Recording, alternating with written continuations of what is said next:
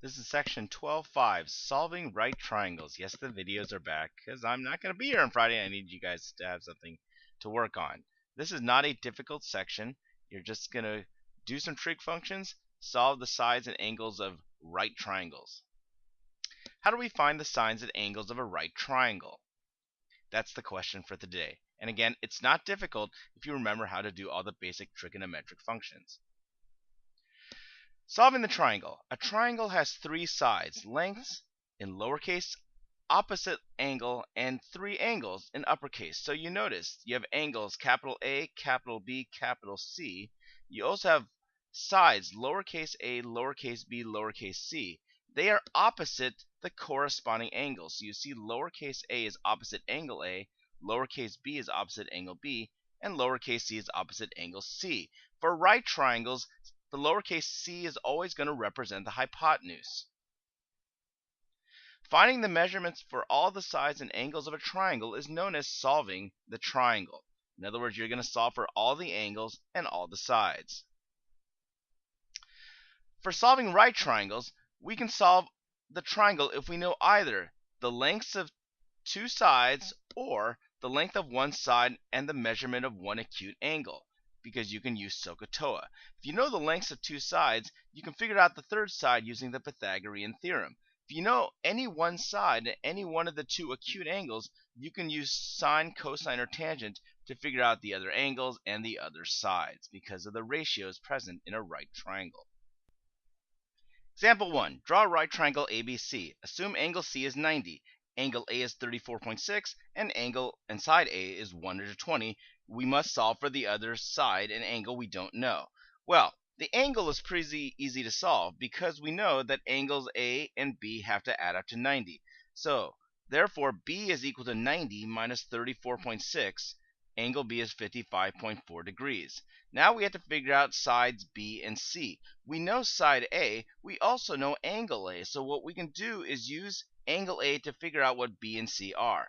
First, let's figure out what C is. We know that sine is equal to opposite over hypotenuse, so sine of 34.6 is equal to 120 over C.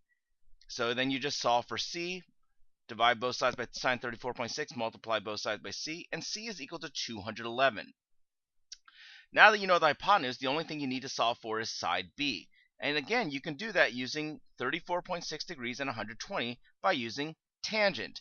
Tangent of 34.6 is opposite, which is 120, over adjacent, which is B. So, using your algebra, B is equal to 174. And now you solve the triangle. You now know all three angles, A, B, and C, and all three sides, A, B, and C. So, I've seen an example where you know one of the acute angles and one of the side lengths. Example 2. Now we are given two of the side lengths, no angles. So let's see what we can do with this one. We know that side A is 19.2, side C is 47.8. We want to know what side B is and what angles A, B, and C are. Well, we know C is 90 because it's a right triangle. So, for sine A, you'll want to use the opposite over hypotenuse. So, angle A is equal to 19.2 over 47.8. Now you just have to figure out what A is. A is equal to the inverse sine of 19.2 over 47.8, which is 23.7 degrees. You can do this on your calculator. Please don't use a table. Now, we just need to figure out what angle B is. Do you need to do sine or cosine again? Well, let's do cosine. Cosine is B over 47.8. Now that we know angle A is 23.7, we know that the cosine is adjacent over hypotenuse. So, B is a cosine of 23.7 is B over 47.8. If you do the algebra again, you get B is 43.8. So that's the length of this side. Finally, to solve for angle B, you just need to use the complementary angles postulate. So B is 90 minus angle A, which is angle B is 66.3 degrees. So use your trig to get one of the angles, use an angle to figure out the other side, and then once you know one acute angle, you can solve for the other one. Now, you notice I used cosine of 23.7 here. You could have used a different function. If you wanted to use, say, tangent of 23.7, It would have been tangent of 23.7 equals 19.2 over b. Either one is fine. So you have more than one option on how to solve these problems. Example 3. Triangle ABC, right triangle. Angle A is 21.1 degrees. Side C is 40.5. Let's see if you can do this one yourself. Figure out the other acute angle, then figure out the sides using SOHCAHTOA. Alright, so if you first figure out the angle, you know angle B has to be 90 minus 21.1, so angle B is 68.9 degrees. That's easy enough. Now, you have to figure out the lengths of the other sides. You know that to find the length of the hypotenuse, well, you have the length of the hypotenuse. To find the opposite side, you need to use sine, because sine is opposite over adjacent. So, a over 40.5 equals the sine of 21.1, and if you do the algebra, a is equal to 14.6. Now, what function is going to get you side B? Well, B is adjacent to 21.1, so you can either use tangent or cosine. I choose to use cosine. Cosine is adjacent over hypotenuse, so cosine of 21.1 equals B over 40.5. So again, you just solve for B by multiplying both sides by 40.5, and B is 37.8. And you've solved the triangle. So, no matter whether you are given one acute angle and one side, or the lengths of two sides, you can figure out the triangle. If you're given all three angles, that doesn't really help you. You need to know at least one side to be able to solve a right triangle. Now let's look at angle of elevation. Suppose a person on the ground sees a hot air balloon gondola at a 38-degree angle above a horizontal line. This is called the angle of elevation. So you notice that 38 degrees is the angle. The eye level is the horizontal line, parallel to the ground. 38 degrees is the angle formed by the horizontal line parallel to the ground and the guy's vision, looking up at the balloon. The angle of elevation is going upward because it's elevating like an elevator. The angle of elevation of an object seen by an observer is the angle between the horizontal and the line created from the observer's eye to the object. So you are looking up. So the angle is created by the horizontal line going up to the balloon. The angle of depression at the same time a person in the balloon sees the person on the ground at a 38-degree angle below the horizontal. This is called the angle of depression. When you think depression, you think somebody is down or sad. The person here is looking downward.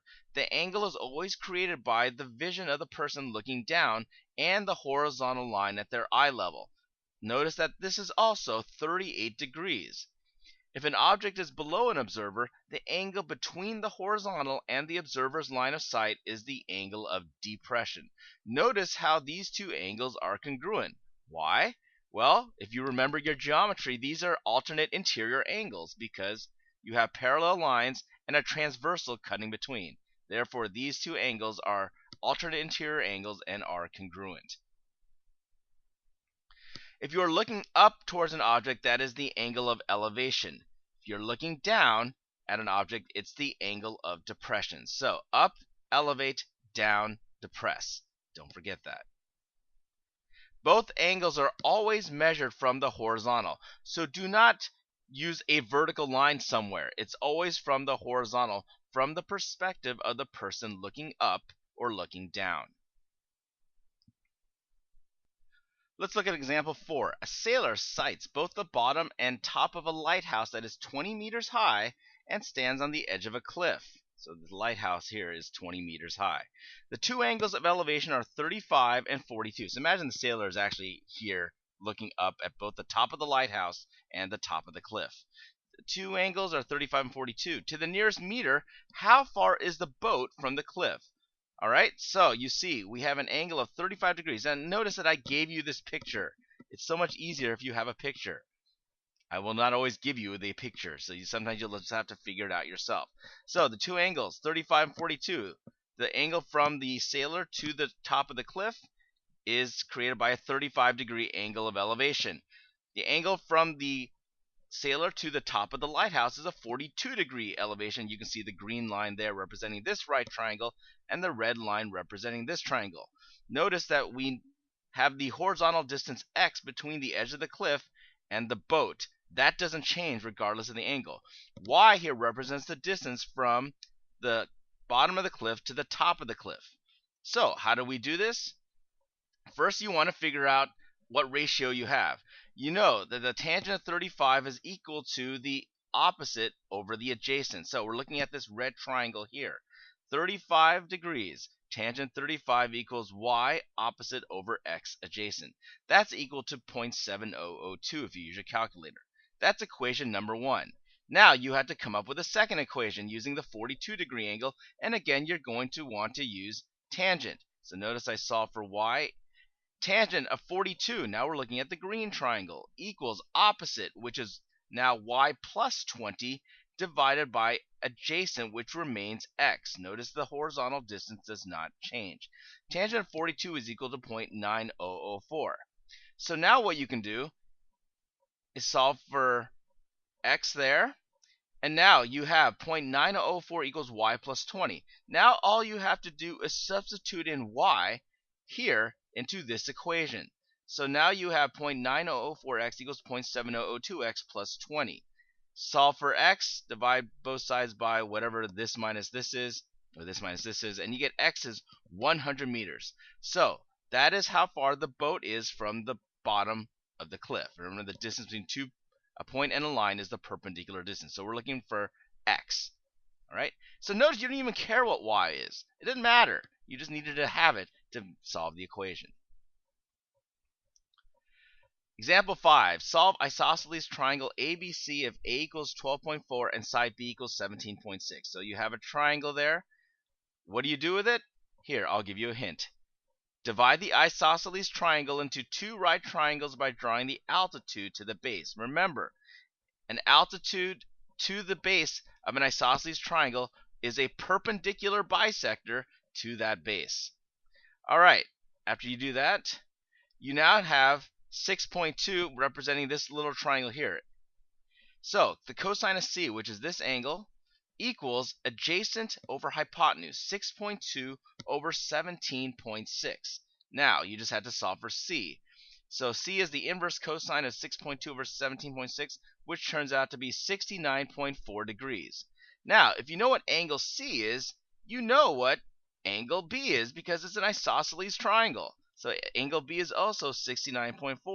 Well, if you know what angle B and C are, you know what angle A is because of all three angles having to add up to 180. You also notice that if you know what this side here is, you know what this side here is. So side B and side C are both equal to 17.6. You know the base. So side angle A is equal to 180 minus 2 times 69.4, or 41.2 degrees. Now this is the first time you'll solve a triangle in general. In a few units we will solve in fact the next unit you're going to solve an entire triangle, even if it's not a right triangle. But let this be an entry point. Create a right triangle by bisecting the base using the perpendicular bisector from the top to the base. That's it for section 12.5. You'll have problems to work on Friday. If you have any questions, you can email me or post a message on the Facebook page.